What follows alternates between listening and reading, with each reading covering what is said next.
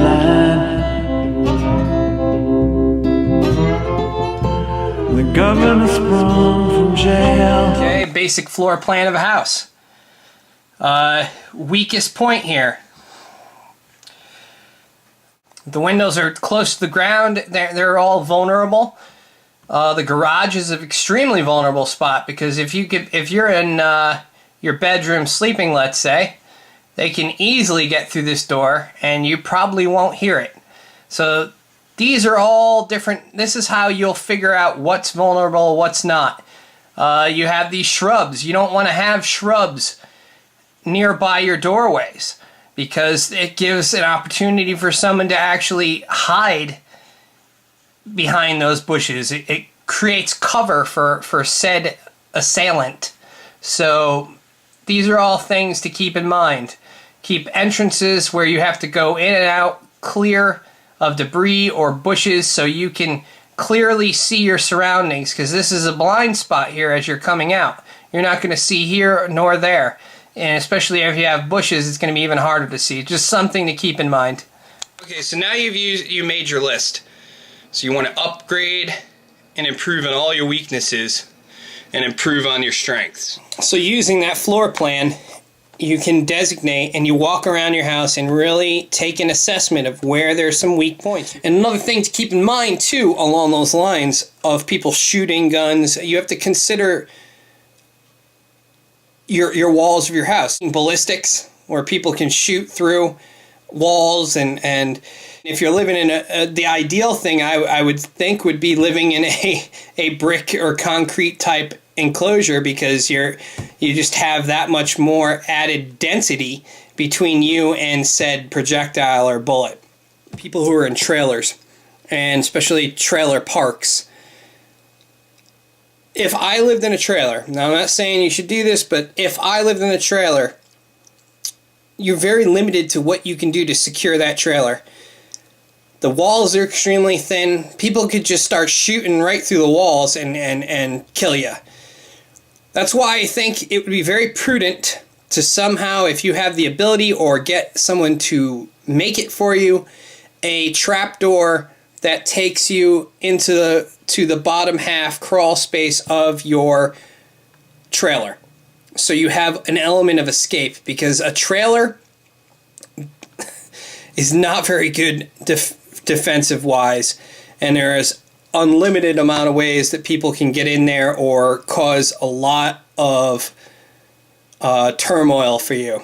I mean, they don't even have to raid into they can just fire a bunch of bullets right through the walls and kill you. So you're going to need to, in that instance, if someone's shooting right through the walls, you want to get really low, and if you don't have any way to get out of there except through your front door or back door, I don't know what you're going to do. So you're going to need something to get, I would say, a trap door to take you into the crawl space of that said trailer. An intruder is going to try to go for the easiest way in and the quickest. So that's what you got to look for. You got to think the way they think. So now you have to upgrade and improve on the weakness and improve on your strength.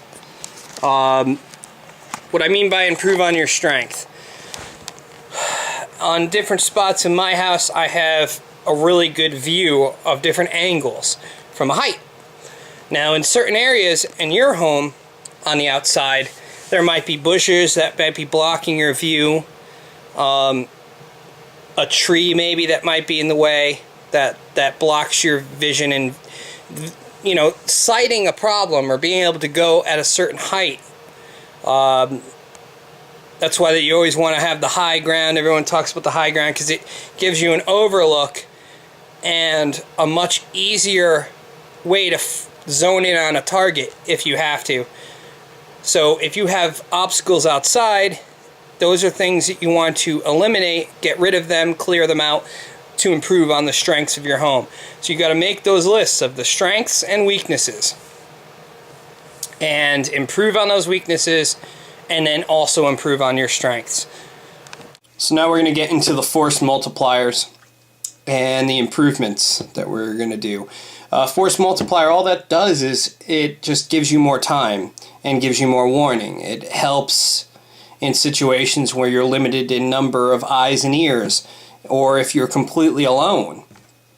It's basically extra eyes and ears to add to letting you know what's coming and giving you more time to react.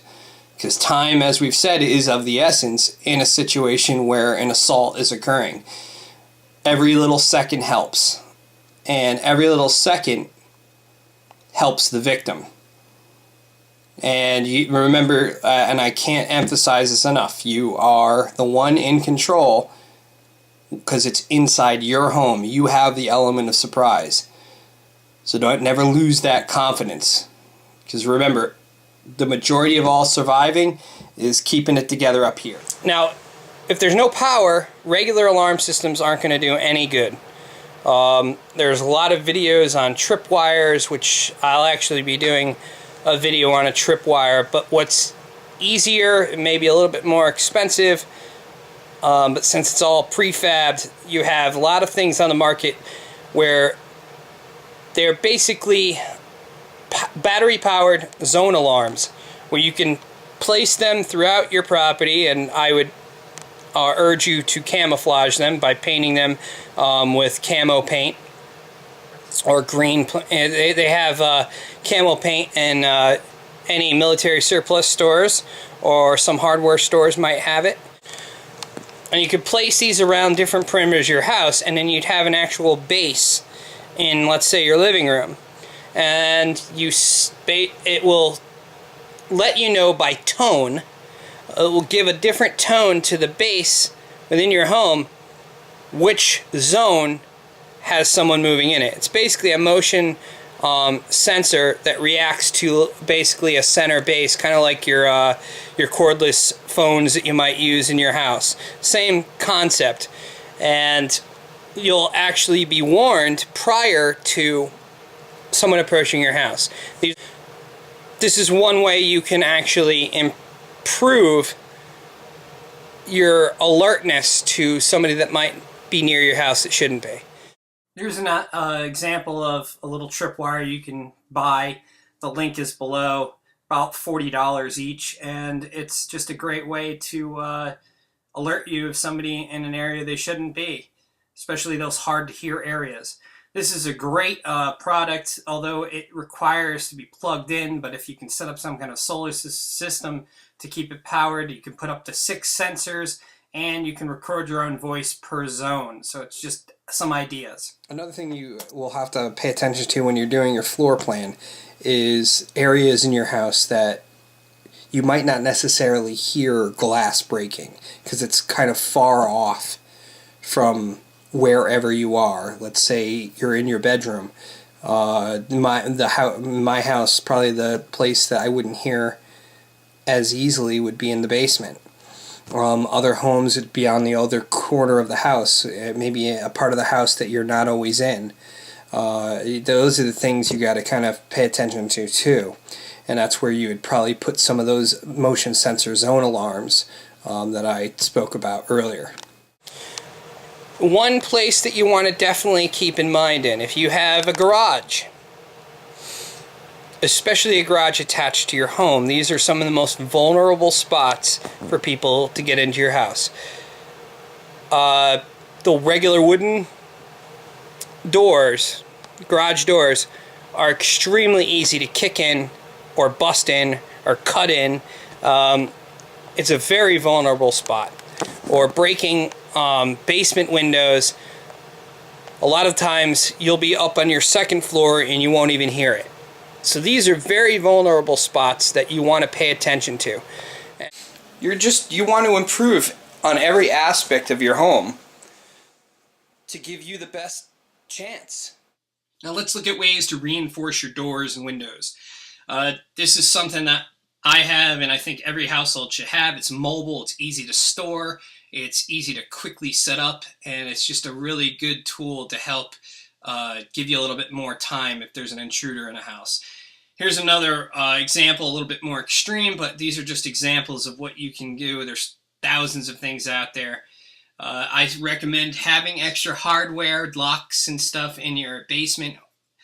just on the ready, for those of you who don't like the aesthetics of having tons of locks on your doors, which, yeah, it doesn't really look good, but in a raw situation, it would be nice to know that you have the means to add these on when aesthetics are really not the biggest priority in your life anymore. 2x4s, buying them at Home Depot, getting a stud finder, finding the studs and measuring out the lengths and have them pre-cut. And that way, when you know where the studs are with the stud finder, you can nail the large nails in, so it increases the strength of the boards you nail up around the windows.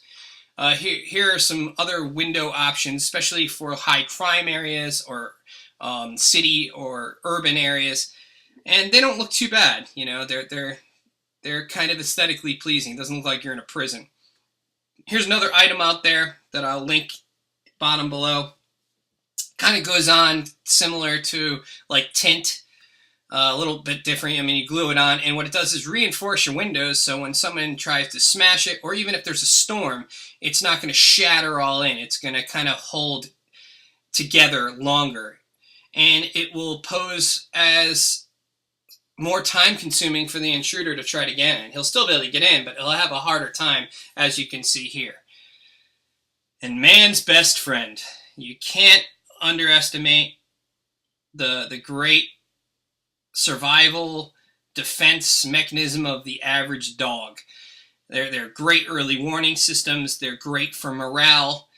They're your companion. It's just, all in all, the best investment you can make. I can do it. I'm allergic, but I urge those of you who can, but you kind of want to choose the right kind of dog. And this really is not the right kind of dog. You want to get something bigger, a little bit more intimidating, that serves as the early warning system and also serves as a defense, like this guy. Rottweilers are great. You want to get the German bred. They're very smart, and they're great around kids, but you got to get the German bred Rottweilers. And, you know, they're friendly, but when you need them to be, they are ferocious and intimidating. And Dobermans are also pretty good dogs, very smart, German Shepherds.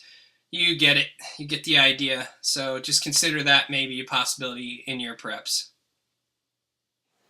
By making it harder for them to get in, causing them to spend more time to get in, and during that period of time you can react.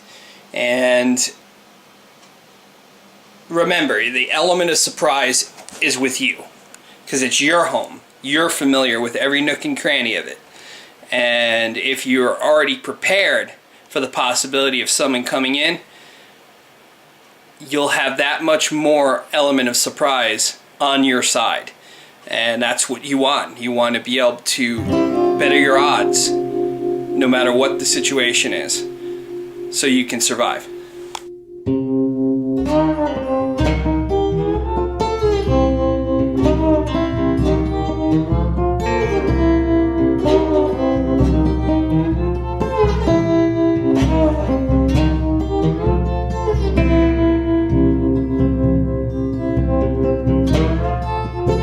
The mayor cut the bread line. The governor sprung from jail. The senators died.